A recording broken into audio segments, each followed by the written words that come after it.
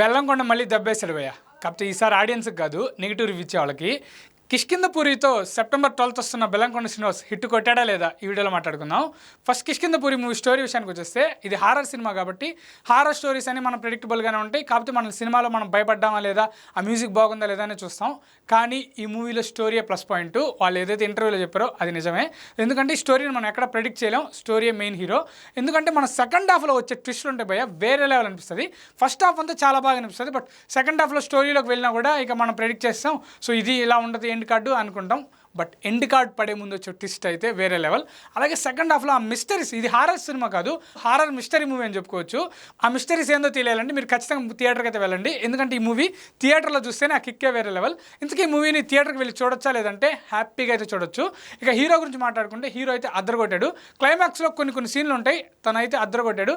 ఇక హీరో గురించి ఎక్కువ మాట్లాడితే కూడా చాలా ట్విస్టులు రివీల్ అయిపోతాయి. సో అవన్నీ నేను పక్కన పెడుతున్నా. ఇక అనుపమ గారి విషయానికి వచ్చేస్తే ట్రైలర్లోనూ చూపించారు మనకి దేయంగా. సో ఆ క్యారెక్టర్లు అదరగొట్టారు, క్యూట్గా ఉన్నారు. సో అంతా బాగా చేశారు. ఇక ఈ మూవీలో వీళ్ళకిద్దరికి మించి ఏదైనా ఉందంటే అదే బీజిఎం. ఈ మూవీలో ప్లస్ పాయింట్ బీజిఎం అన్ని డిపార్ట్మెంట్స్ని డామినేట్ చేసి పడేసింది. సో హారర్ మూవీకి ఎలాంటి బీజిఎం కావాలో అంతకు మించింది బీజిఎం. ఈ బీజిఎం కోసమైనా మనం 2-3 సార్లు చూడొచ్చు మూవీని, అంత బాగుంది బీజిఎం అయితే. మ్యూజిక్ డైరెక్టర్ అయితే ఎరగొట్టేసాడని చెప్పుకోవచ్చు.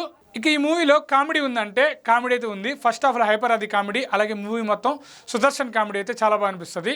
ఇక డైరెక్షన్ విషయానికి వచ్చేస్తే ఈ డైరెక్టర్ ఇంతకుముందు చావు కబుర్ చాలాగానే మూవీ తీశాడు కార్తికేయతో. ఆ మూవీ అయితే కొంచెం పర్లేదు అనిపిస్తుంది, బట్ ఈ మూవీతో అయితే ఇంకో లెవెల్కి వెళ్ళిపోయాడు అని చెప్పుకోవచ్చు.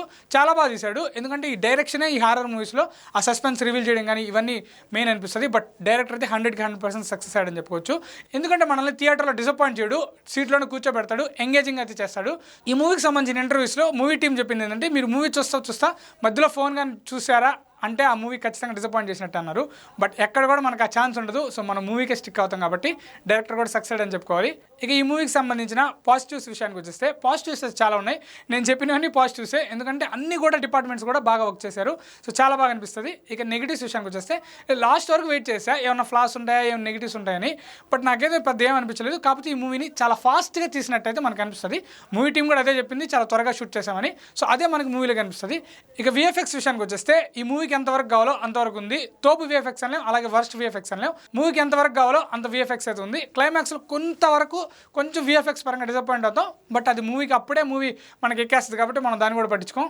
ఇక రేటింగ్ విషయానికి వచ్చేస్తే నేనైతే చెప్పలేను, ఎందుకంటే మూవీ బాగుంది కాబట్టి. బాగున్న మూవీకి మనం ఇంత రేటింగ్ అంత రేటింగ్ అని పెట్టుకోలేను, నేను ఎప్పుడు ఒక నెంబర్ ఇవ్వలేను. సో ఖచ్చితంగా మీరు హ్యాపీగా వెళ్ళొచ్చు. ఇంతకీ నేను మెయిన్గా చెప్పేది ఏంటంటే, మనం ఒక మూవీకి టికెట్ పెట్టి వెళ్తాం కదా 200-300, ఆ డబ్బులకి మూవీ న్యాయం చేస్తుందా లేదంటే ఈ మూవీ 100% న్యాయం చేస్తుంది. ప్రతి ఒక్కరు వెళ్ళి చూడొచ్చు, ఫ్యామిలీస్ కూడా వెళ్ళి హ్యాపీగా ఎంజాయ్ చేయొచ్చు మూవీని. ఇంతకుముందు బెల్లంకొండ సాయి శ్రీనివాస్ అనుపమ కాంబినేషన్లో వచ్చిన రాక్షసుడు మూవీ ఎంత హిట్టో ఈ మూవీ కూడా అంతే హిట్ అవుద్ది.